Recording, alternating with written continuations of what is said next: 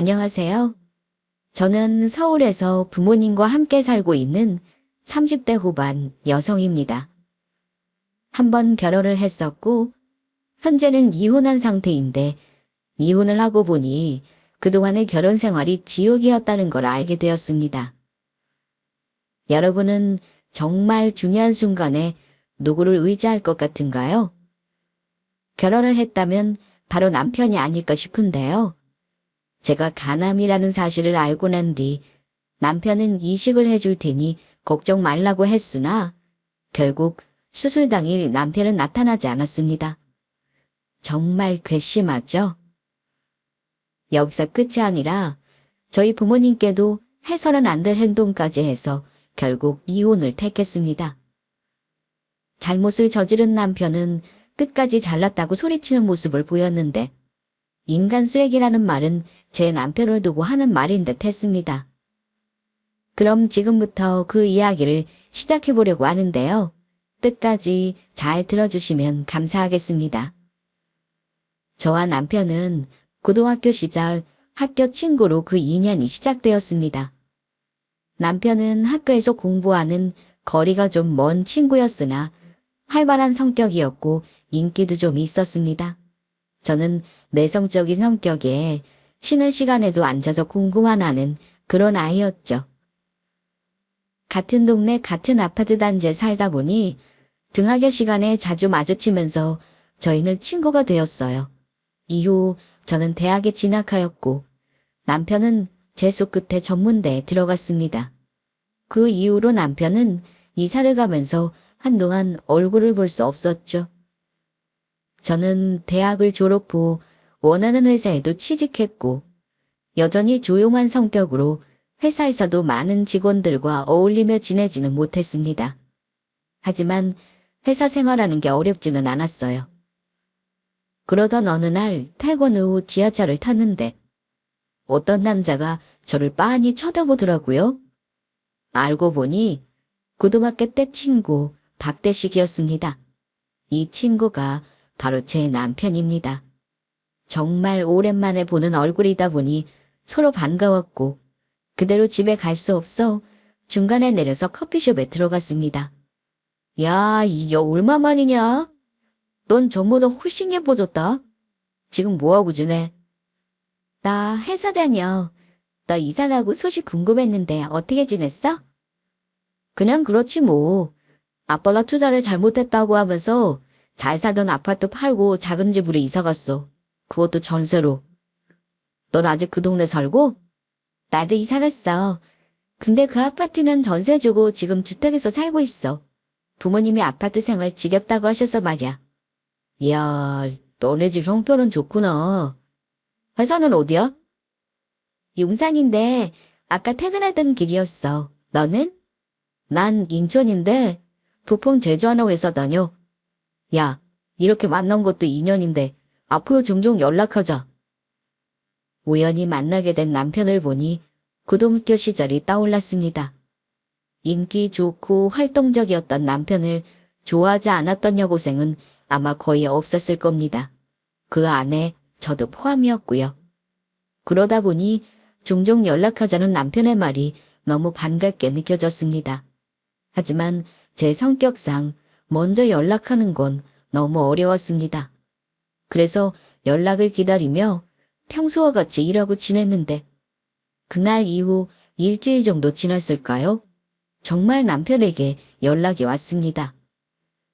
주미야, 퇴근했지? 지금 퇴근해서 이제 지하철 타려고. 어쩐 일이야? 야, 어쩐 일은? 우리 연락하고 지내기로 했잖아. 나도 퇴근했는데 지금 용산 쪽으로 가고 있거든. 같이 저녁이나 먹자. 용산 어디로 가면 돼? 남편은 갑자기 연락을 해서는 저녁을 먹자고 했고 저는 내심 좋았습니다. 어릴 때부터 친구여서 그런지 오랜만에 만나서도 할 말도 끊이지 않았고 또 어색하지도 않았습니다. 너무 편하고 좋더라고요. 저희는 그렇게 자주 만났고 남편은 제가 일하는 회사 앞으로 자주 데리러 왔습니다.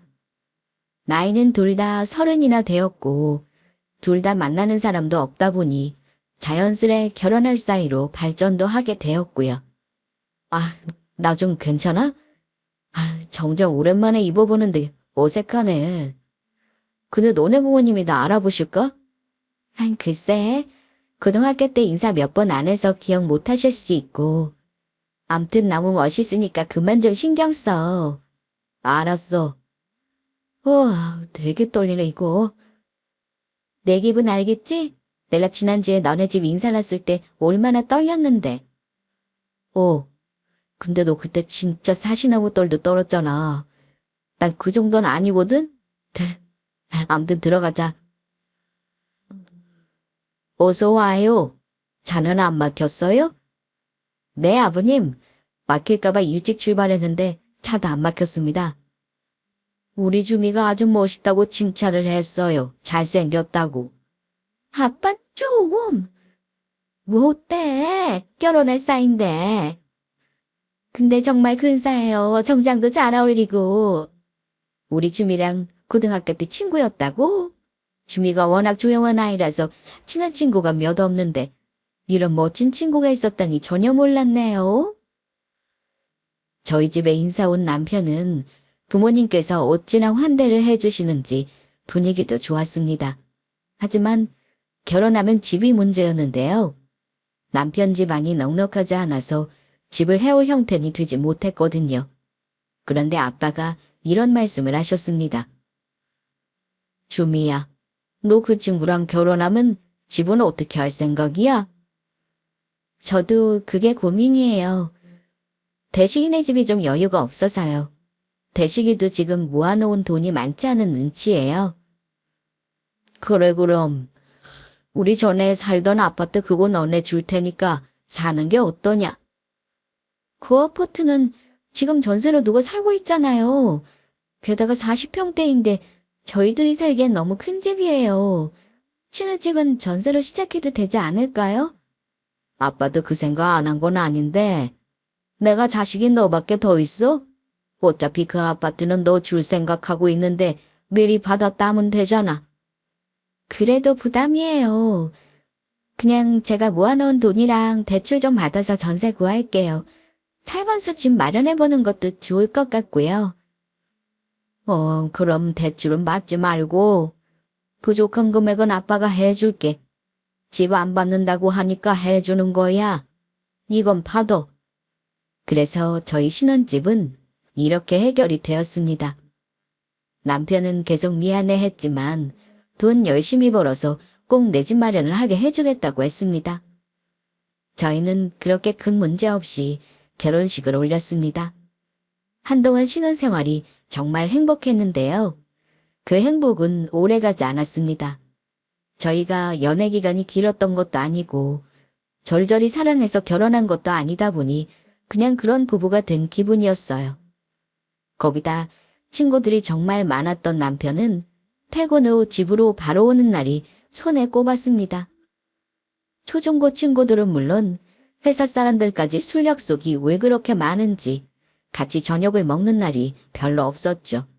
이러니 제가 잔소리를 안 할 수가 있겠어요? 여보, 퇴근하고 저녁 같이 먹는 거 그렇게 어려워? 야, 넌 연애할 때도 잔소리 한 번 안 하던 애가 결혼하고 왜 그러냐? 그리고 친구들 만나는 건데 이해해야지. 회사 사람들은 일 때문에 만나는 거고.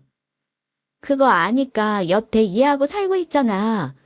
그런데 우리 결혼한 지 벌써 2년이다. 같이 여행 간 것도 신혼여행 말고 없고 말이야. 나랑 여행 가고 싶냐? 당연한 거 아니야? 여름휴가 때도 너 친구들하고 놀러 간다고 해서 나 혼자 보냈잖아. 엄마 아빠 모시고 가까운 계곡 다녀온 게 전부라고. 알았어. 그럼 이번 휴가 때는 다 같이 놀러 가자. 됐지? 피곤해. 나 잔다. 정말 큰맘 먹고 잔소리 했는데 남편이 들어주더라고요. 그래서 이게 통하는구나 싶었습니다. 하지만 여태 그렇게 살아온 사람이 제 말 한마디에 바뀔 리가 없었습니다. 말을 듣는가 했는데 또다시 술 약속에 늦게 들어오는 건 물론 가끔 외박도 했는데 그럴 때면 남편 친구가 직접 전화를 해줘서 늦었으니 자기 집에서 재워보내겠다는 말도 한 적이 많았죠. 이런 일상이 반복되다 보니 저는 일하며 집에 와서 혼자 보내는 시간이 정말 많았습니다.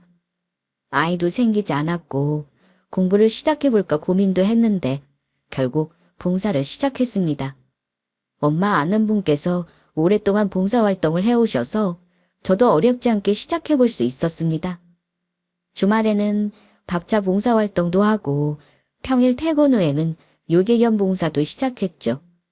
매일은 아니지만 시간적 여유가 될 때면 집에 혼자 있기보다 무조건 나가서 봉사활동을 하고 돌아왔습니다.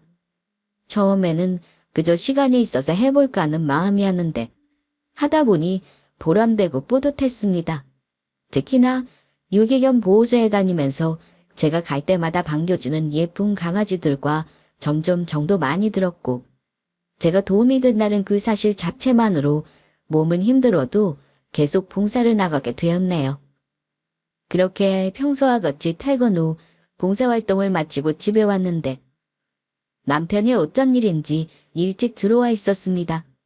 그런데 저를 보더니 야, 너는 나보고 맨날 늦게 들어온다고 하더니 너 지금 몇 시냐? 11시잖아. 지금까지 야근했을 리도 없고 뭐 하다 온 거야? 넌 매일 늦다가 오늘 약속 없었어? 아니 너 왜 늦었냐고. 봉사활동하고 왔어. 뭐 봉사활동? 나 봉사활동 다닌 지 좀 됐는데. 넌 부인한테 관심 좀 가져라. 뭐하고 사는지도 모르냐? 무슨 남한테 봉사를 하냐. 네 남편한테 좀 해봐라. 근데 오늘은 진짜 약속 없어서 일찍 들어온 거야? 피곤하기도 하고 쉬려고. 그래, 그렇게 노는데 안 피곤하면 이상하지. 그럼 얼른 자. 저기, 왜? 할 말 있어? 그게, 나 이번에 친구들하고 여행 가려고 하는데. 평소처럼 해. 언제는 나한테 물어보고 갔어? 외박도 자주 하던 사람이 왜 갑자기 그래? 그러고 보니 수상하네. 야, 수상하긴 뭐가 수상해. 내 친구들 너도 알잖아. 민호, 종훈이 또 됐어. 그 친구들하고 놀러 간다고? 어디로 가는데? 그게 이번엔 해외여행이야. 해외? 어디? 타국 가려고. 남편은 대뜸 친구들과 해외로 여행을 간다며 저에게 가도 되는지 물었습니다. 그런데 사실 말 안 하고 놀러 다니던 사람이라 이렇게 물어보는 자체가 이상하더라고요. 그래도 같이 가는 친구들 이름이며 연락처며 제가 다 알고 있었기에 가라고 했습니다. 또 알아서 친구들하고 전화통화를 하더니 스피커폰으로 저한테 확인도 시켜주었고요. 원래 노는 거 좋아하는 사람인 거 알고 결혼한 거라서 대수롭지 않게 생각했습니다. 그렇게 남편은 해외여행을 갔고 저는 남편도 며칠 동안 없겠다. 평소처럼 계속 봉사활동을 다녔습니다. 퇴근 후 유기견 센터에 들려서 청소하고 아이들 간식도 주고 막 집에 가려는데 아빠한테 연락이 왔습니다. 주미야, 아빠다. 네, 아빠 아직 안 주무셨어요? 자기는 이제 9시 좀 넘었구만. 근데 너 집 아니야. 근데 아빠, 저 요새 봉사활동 다니거든요. 여기 유기견 센터인데 이제 정리하고 집에 가려던 참이었어요. 그런데 무슨 일 있으세요? 봉사까지 하고 안 힘들어? 다른 건 아니고 엄마가 요즘 어지럽다고 계속 그런다. 병원도 안 간다고 하고 고집 피우는데 네가 언제 시간 내서 집에 들르면 어떨까 하고. 엄마가 어지럽대요? 또 다른 증상은요?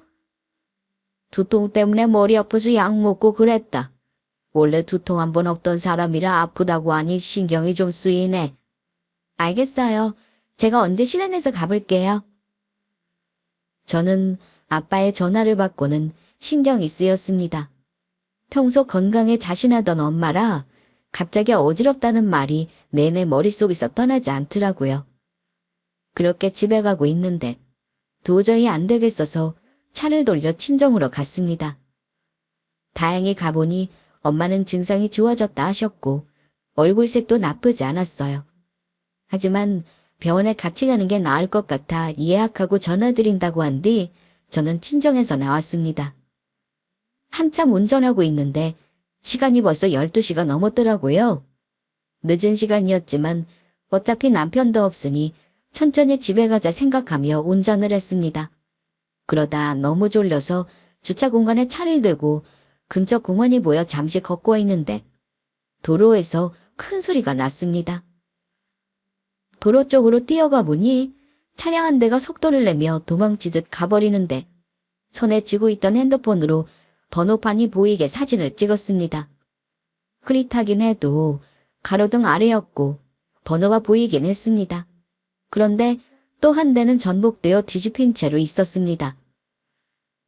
가까이 가보니 운전자 한 명만 눈에 보였는데 의식을 잃은 채로 불러도 깨어나지 않아 바로 경찰에 뺑소니 신고하고 또 119도 불렀습니다.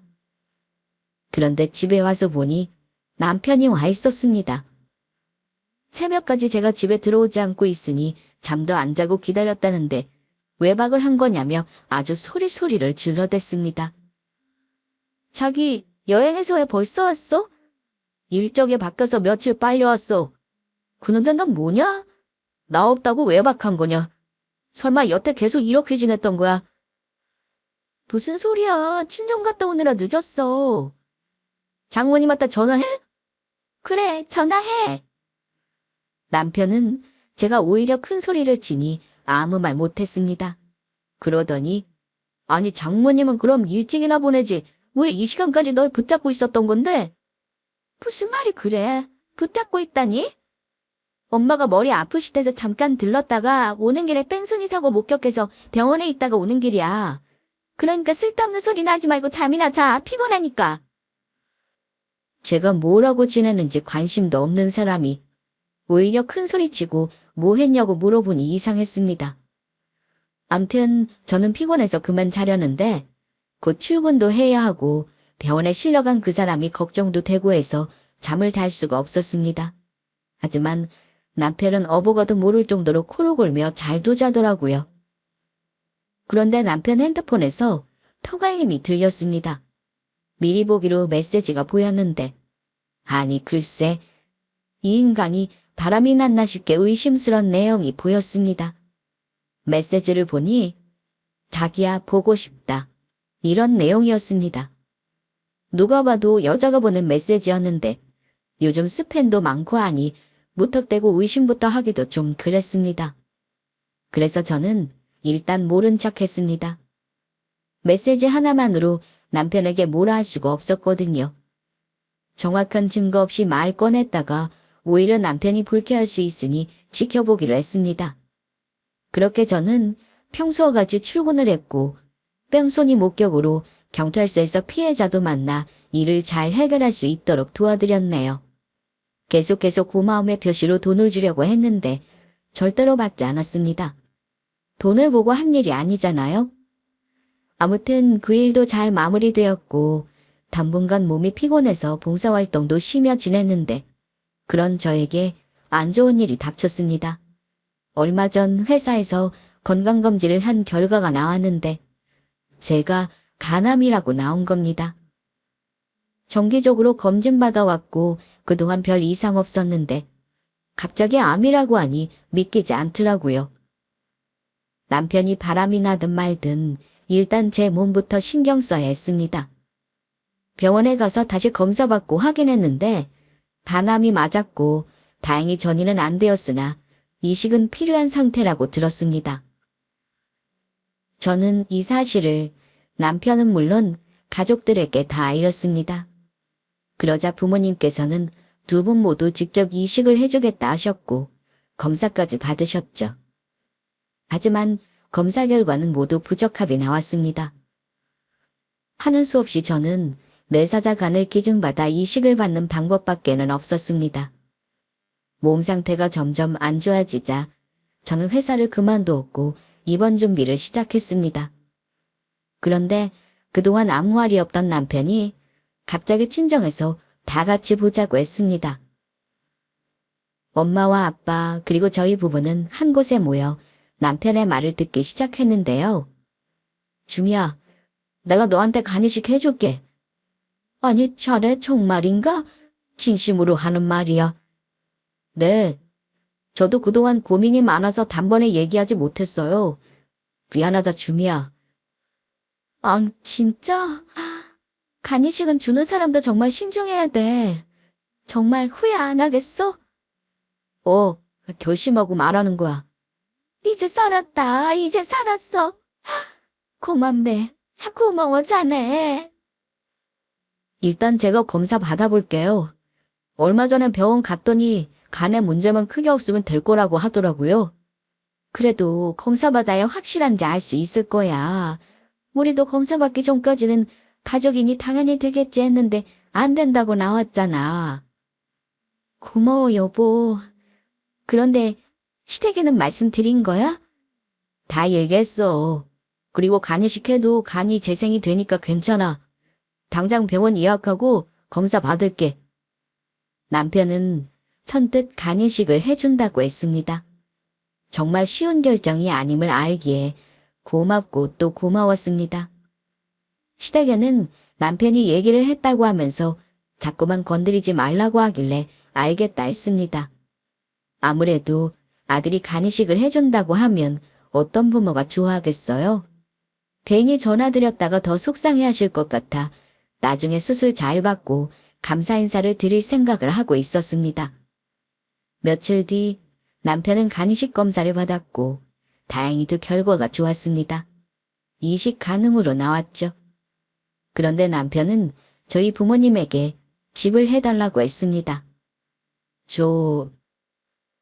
그런데 장모님, 장인어른, 저희가 결혼하고 계속 전세살이를 하고 있는데 이제 주미 수술하고 이사 걱정 없이 살려면 집이 좀 필요하지 않겠습니까? 그렇다고 저희가 당장 집 살 형편은 안 되는데 저희 살 집을 마련해 주시면. 갑자기 집을 해달라는 말에 저나 엄마 아빠나 놀랐는데 간이식까지 해준다는 사람한테 뭔들 못 해주겠냐며 엄마 아빠는 알겠다고 대답하셨습니다. 아, 그래. 내 안 그래도 우리 주미한테 집 해주려고 했었네. 주미 아빠랑 예전부터 얘기했던 거고 이제 주미랑 자네도 집다운 집에서 살아야지. 우리 전에 살던 그 아파트 자네 줄게. 어차피 주미랑 같이 살 집이니 이제 줘도 되겠다 싶고. 그래, 목숨 살려준 사람인데 집이 문제인가? 자네 말 들어보니 주미 몸 생각해서라도 이사 걱정 없이 집에 있는 게 나을 것 같네. 이후 저는 남편의 간이식을 받기로 했고 병원에 입원을 했습니다. 수술 날짜가 다가올수록 긴장되고 떨리고 무서웠죠. 그런데 엄마가 갑자기 쓰러졌다는 연락을 받았습니다. 알고 보니 예전에 엄마가 두통에 어지럽다고 했던 게 이번에 터진 거였죠. 엄마가 입원한 병원에서는 뇌출혈로 수술을 빨리 받아야 한다고 했고 다행히 초기라 경과도 좋을 거라고 예상했습니다. 저도 병원 신세를 지고 있는데 엄마까지 쓰러지니 아빠가 왔다 갔다 너무 힘드셨어요. 그 와중에 제 남편은 어머님 쓰러지시면 당장 집은 어떻게 되는 거냐고 하는데 아무리 저한테 간이식을 해주는 사람이라도 너무 얄미웠습니다. 마치 처음부터 집을 바라고 이식해주려는 사람처럼 보였거든요. 뇌출혈이면 수술하고 후유증이 좀 있으시다는데 장모님 괜찮으실까? 괜찮으실 거야. 궁금하면 자기가 엄마 병원에 한번 가볼래? 난 자기 옆에 있어야지. 지금 자기 보호자 나뿐인데 자리를 어떻게 비우냐? 근데 집 증여해 주신다고 하셨는데 계약서는 어쩌지? 자기 지금 그게 중요해? 엄마 수술하고 깨어나시면 어련히 해주실까? 수술하고 어떻게 될지 모르니까 그렇지. 남편은 계속해서 집 얘기만 했습니다. 저는 수술 날짜가 좀 남았으나 당장 쓰러진 엄마는 급해서 바로 수술을 하게 되셨거든요. 그러다 보니 남편은 집을 못 받게 될까 계속 신경을 썼습니다. 며칠 뒤 엄마가 수술하는 날이 되었고 저는 입원 중이라 가보지 못했는데 다행히 수술이 잘 끝났다는 연락을 받았습니다.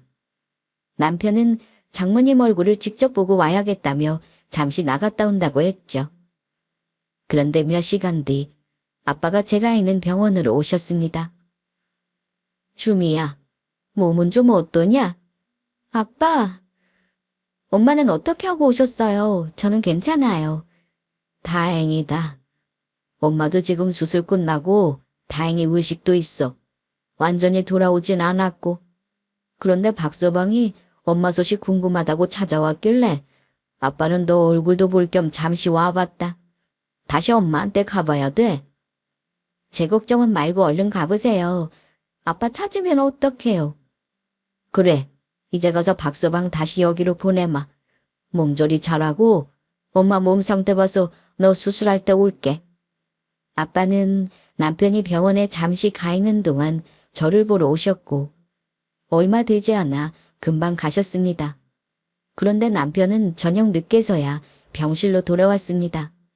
볼 일이 있었다고 하는데 무슨 일인지는 말도 안 해주니 그냥 넘어갔습니다. 그런데 제가 수술을 해야 하는 날이 다가오자 남편은 연락도 없이 병원에 아예 오지 않았습니다.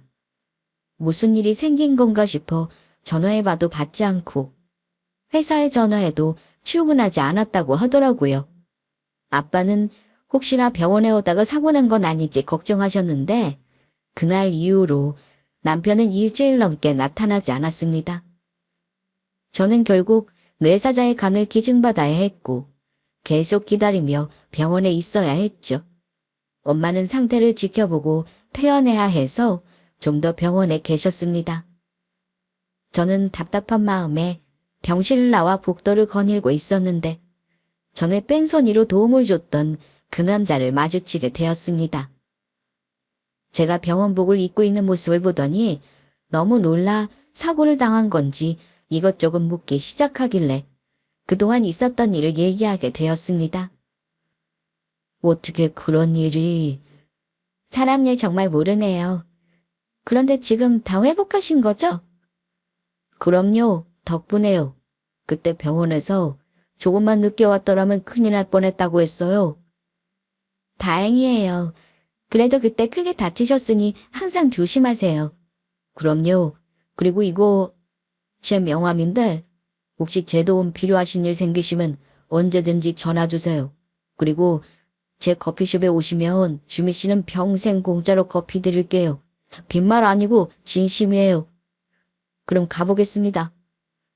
그렇게 명함을 받아들었는데 유명 커피 전문점을 운영하고 있더라고요. 일단 주머니에 넣고 저는 데스크를 찾아서 혹시나 남편이 왔다 가진 않았는지 물었고 역시나 답은 없다였습니다. 그리고 돌아다니지 말라는 말에 병실에서 누워만 있어야 했죠. 그런데 며칠 뒤 그 지인을 병원에서 또 마주쳤습니다. 그런데 이 사람이 일부러 저를 보러 온 거였어요. 그러더니 간이식을 본인이 해주겠다고 하는데 어떻게 알겠다고 대답을 하겠어요? 전에 제 목숨도 살려주셨잖아요. 제발 은혜 좀 갚게 해주세요. 네? 그때 저 아니었어도 누가 그 상황을 봤더라도 충분히 그렇게 했을 거예요. 말도 안 되는 일이에요. 그날 뺑소니 범인 잡으려고 CCTV 다 돌려봤는데 그쪽 말고는 아무도 없었어요. 그러니 그때 저를 지나치셨다면 저 죽었을지도 모른다고요. 고마워서 성의 표시하려고 하는 것도 극구 사양하고 이렇게라도 도움드릴 수 있게 해주세요. 지인은 그날 이후로 거절했는데도 계속해서 절 찾아왔고 저는 점점 증상이 악화되어 빨리 이식받지 않으면 안 될 상황까지 오게 되었습니다. 결국 저는 선택의 여지 없이 지인을 통해 간이식을 받기로 결정했습니다. 다행히도 검사 결과 적합이었고 간 상태도 너무 좋다고 하니 수술 후에도 후유증이 적을 거라고 하시더라고요. 저는 정말 감사한 마음으로 그렇게 간이식을 받게 되었고 수술 경과도 너무 좋았습니다. 눈을 떴는데 정말이지 다시 태어난 기분이 들었죠. 저에게 간이식을 해준 지인은 회복도 빨랐고 저와 병실에서 같이 회복하면서 이런저런 얘기를 나누며 퇴원을 앞두게 되었습니다. 그런데 남편이 제가 수술했다는 소식을 듣고는 병원에 찾아왔습니다. 그동안 간이식센터에서 전화해서는 대기 순서가 어떻게 됐는지 확인을 했다는데 더 이상 대기자의 명단이 없으니 병원으로 찾아온 겁니다. 저는 남편의 얼굴을 보자마자 너무 화가 났고 저를 보고 계속 사과하는데 꼴도 보기 싫었습니다. 주미야, 미안해. 진짜 미안해. 무서워서 그랬어. 네가 내 입장 비워봐라. 안 무서운가? 그럼 말이라도 해줘야 하잖아. 수술을 미루든 해야 하는데 말도 없이 그렇게 안 오면 나나 의사는 어떻게 하란 말이야? 그래서 이렇게 왔잖아. 수술 다 받으니까 오는 게 맞는 거야. 내가 끝까지 수술 못 받고 있었으면 안 왔을 거지? 말해봐. 지인은 제가 남편과 싸우기 시작하자 자리를 피해주려고 나가려 했는데 갑자기 멈추더니 남편에게 말을 걸었습니다. 저 혹시 모르세요? 네. 누구신데요? 나한테 간이식 해주신 분이야. 말 좀 조심해줘. 제발. 뭐? 미술은 누군데 너한테 간을 뒀다는 거야? 무슨 관계야, 둘이? 어이없게도 남편은 감사하다는 말보다 저희 둘의 관계가 어떻게 되는지를 따지고 있었습니다. 그런 와중에 지인은 남편을 보고 계속 자기를 모르겠냐고 물었는데요. 땡땡 커피숍 기억 안 나세요? 저희 알바생이 그쪽 와이프한테 뜨거운 커피를 쏟는 바람에 한바통 난리였는데. 남편은 그 말을 듣더니 아무 말도 못하고 서 있었습니다. 그러더니 나가서 얘기하자며 지인을 데리고 병실 밖으로 나갔습니다. 저는 와이프라고 하는 말이 거슬려 같이 나가서 얘기를 들어보려고 일어서는데 바닥에 남편이 떨어뜨린 핸드폰이 눈에 들어왔습니다. 마침 전화도 오길래 보니 우리 정임이라고 저장된 번호였고 받아보니 어떤 여자였습니다. 여보세요? 대식 씨 전화 아닌가요? 맞는데 누구세요? 그거 무슨 전화하는 거 그 모양이에요. 대식 씨 바꿔요 얼른. 저 대식 씨 부인이에요. 네? 아직 안 헤어졌어요. 뭐라고요? 헤어지다니요? 그러더니 전화가 끊겼습니다. 저는 너무 기가 막혀 말이 안 나왔습니다. 일단 그 여자 전화번호를 따로 저장해두고 병실 밖으로 나가보니 이미 대화는 끝났고 남편은 제가 자기 폰을 들고 있자 뺏듯이 가져가더니 바로 가버렸습니다. 그리고 지인은 저에게 이전에 무슨 일이 있었는지 자세히 설명을 해주었습니다. 제가 커피숍을 운영하고 있는데 전에 주미 씨 남편이란 사람이 여자랑 같이 들어왔어요. 그런데 저희 알바생의 실수로 커피를 건네다가 남편분 일행한테 뜨거운 커피를 쏟은 거죠. 옷도 다 버리고 화상도 입었다고 남편분이 어찌나 소리를 지르던지 알바생은 울면서 사과하고 그래서 제가 아직도 생생히 기억하고 있어요. 그랬어요? 그런데 와이프라는 말은 뭐예요? 제 남편이랑 같이 간 그 여자를 와이프라고 하던가요? 네. 자기 와이프한테 이렇게 하면 어떻게 하냐고 하면서 옷값이며 치료비며 상당한 많은 금액을 요구했었어요. 알고 보니 남편은 바람나서 그동안 다른 여자를 만나고 있었고 제 지인에게 그 모습을 딱 들켰던 겁니다. 지인은 그때 보상 때문에 제 남편 연락처는 물론 그 여자 전화번호까지 저장해 두었다고 하는데 제가 아까 저장해둔 번호와 비교해보니 똑같았습니다. 그 순간 온몸에 소름이 돋았습니다. 그러고 보니 남편이 친구들하고 태국 여행을 다녀와서도 의심스러운 문자를 봤었는데 그 전부터 바람을 피우고 있었던 것 같았죠. 저는 태어날 만큼 몸이 많이 회복되어 집에 갈 준비를 했습니다. 집에 가면 해결해야 할 일들이 정말 많아서 시작도 하기 전에 머리가 아파오더라고요. 남편 놈을 어떻게든 복수해주고 깨끗하게 갈라서고 싶었습니다.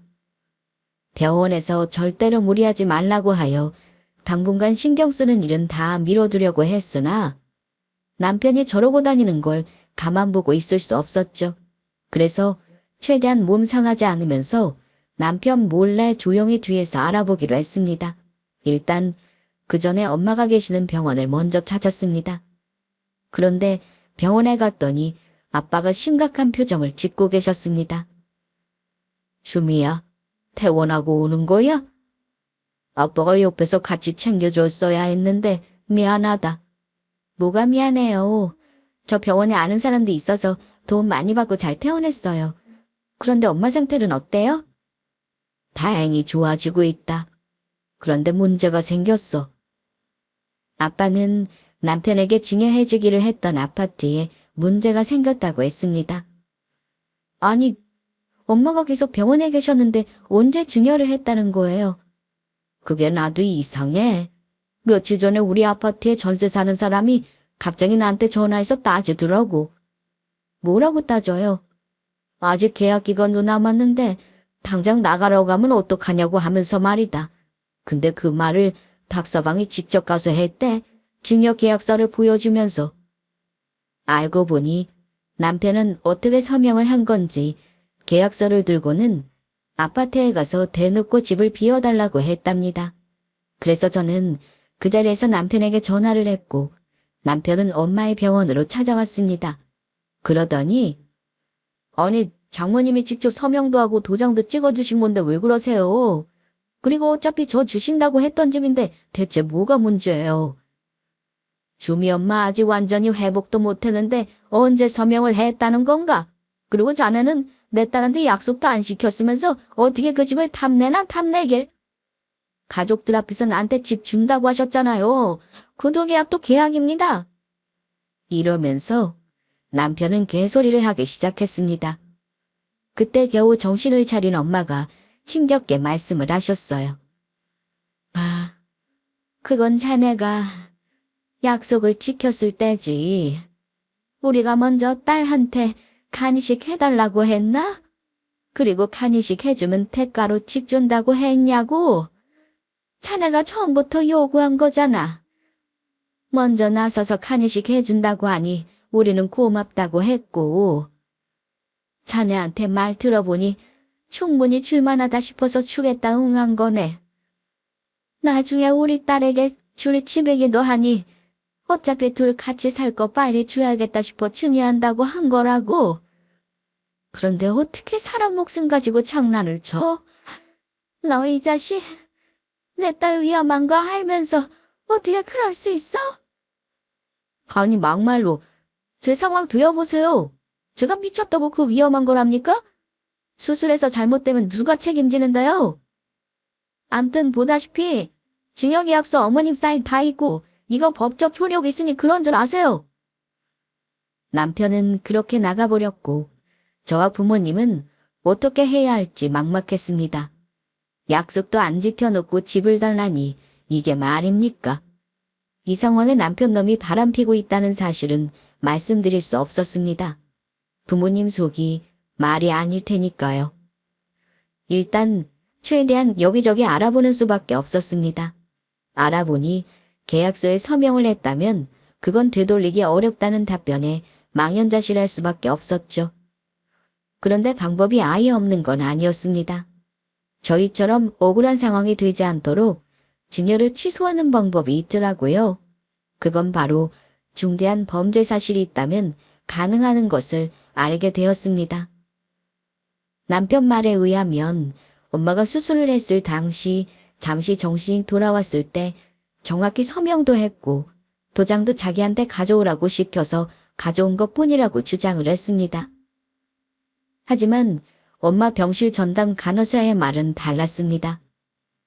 전에 엄마가 수술 후 정신이 잠깐 드셨을 때 사위분이 찾아왔는데 엄마가 정신만 들었지 거동이 힘든 상태였음에도 손을 일부러 움직이게 하며 종이에 뭔가를 쓰게 했다는 겁니다. 그게 아마 계약서에 서명을 하려고 했던 것 같습니다. 거기다 도장은 친정집에 가서 몰래 가져온 건지 아빠가 전에 안방 서랍에 두었던 엄마 도장이 위치가 달라져 있다고 했으니 앞뒤가 딱 들어맞더라고요. 남편이나 저나 친정 현관 비밀번호를 알고 있었기에 충분히 가능한 일이라 생각되었습니다.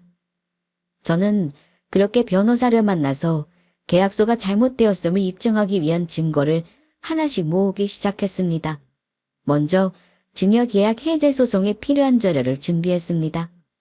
엄마가 거동이 어려운 상태라 계약서 사인이 어려웠다는 점을 입증하기 위해서 전단서와 수술 직후 당시 진료 기록을 따로 챙겨두었죠.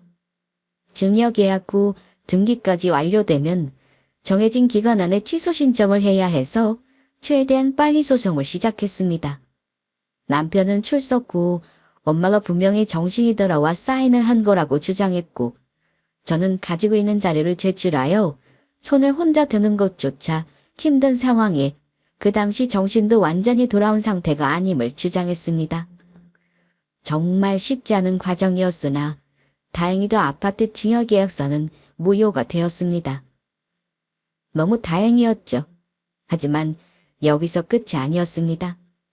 남편과 상간녀, 절대 가만둘 수 없었죠.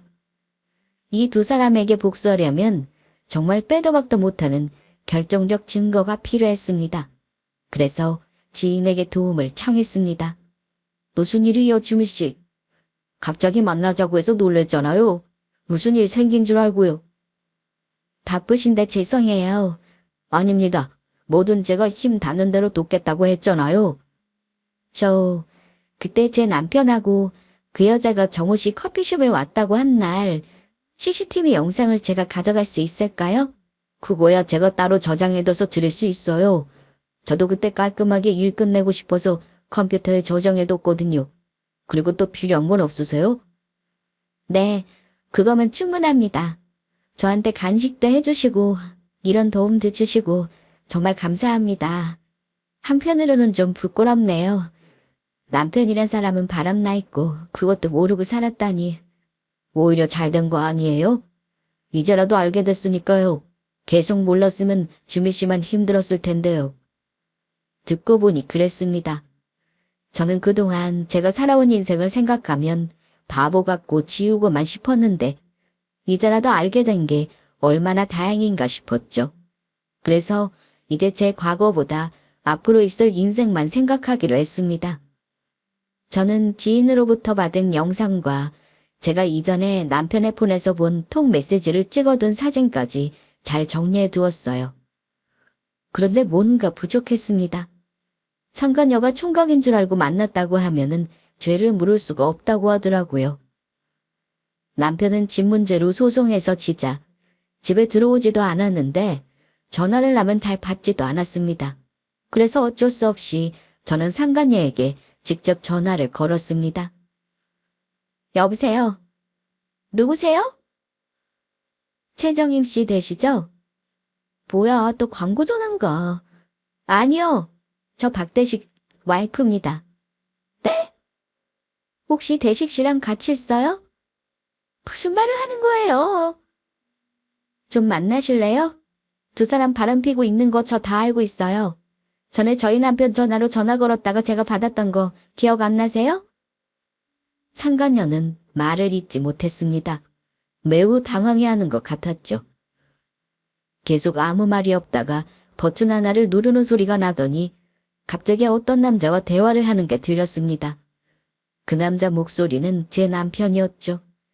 상간녀는 전화를 끊는다는 게 버튼을 잘못 눌러서 끊어진 줄 알았던 겁니다.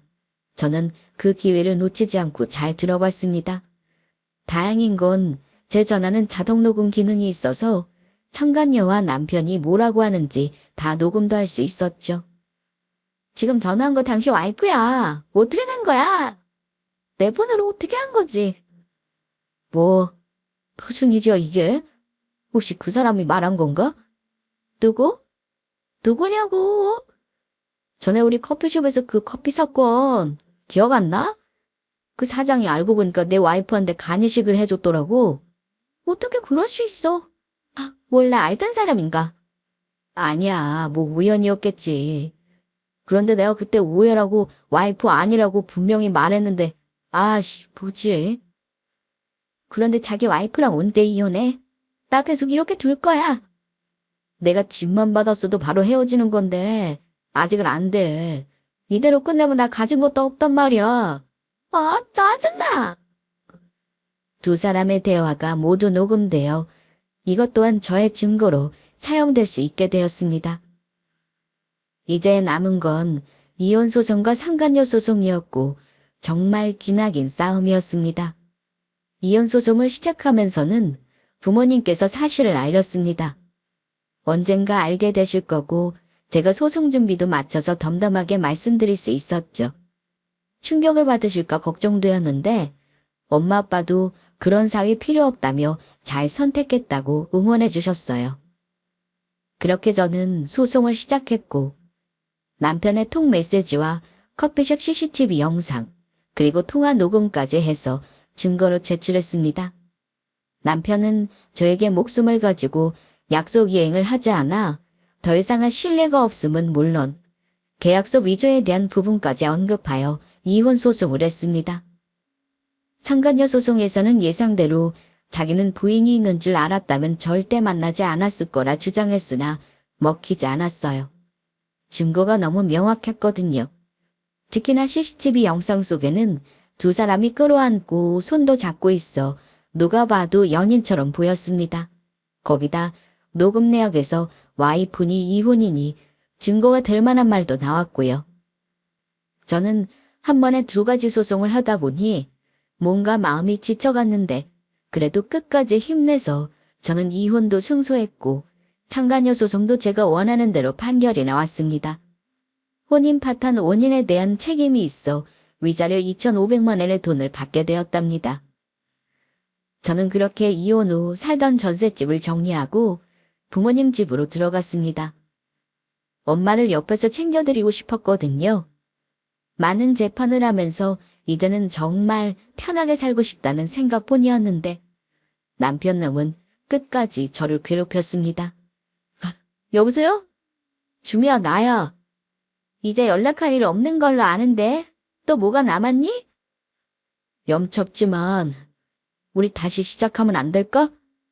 그게 무슨 말이야. 헛소리 하려면 전화하지 마.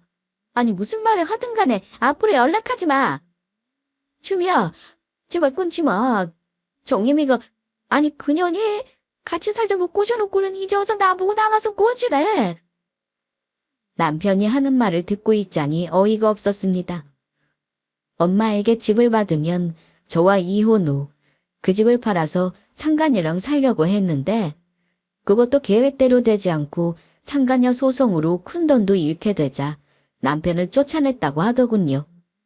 시댁에서도 그동안 있었던 일을 알게 되자 부끄럽다며 집에 오지 못하게 했답니다. 그러면서 갈 곳 없어진 남편은 결국 저에게 전화를 한 거죠. 그런데 저는 많이 지친 상태였고 더는 스트레스를 받으면 안 됐기에 그냥 전화를 끊고 차단도 했습니다. 번호 삭제도 해버렸죠.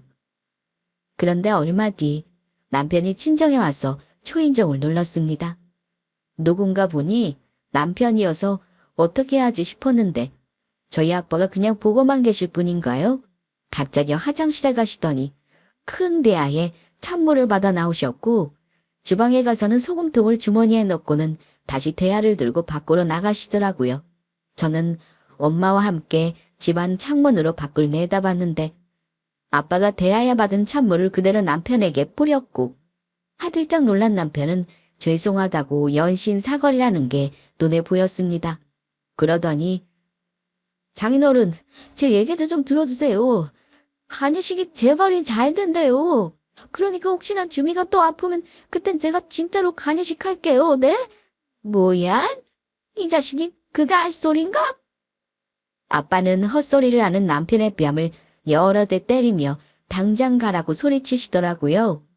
남편은 아빠의 그런 모습을 처음 봤는지 겁에 질려 도망치듯 돌아섰는데 거기서 끝이 아니라 주머니에서 소금통을 꺼내셔서는 아예 대놓고 욕하시며 소금까지 뿌리셨습니다.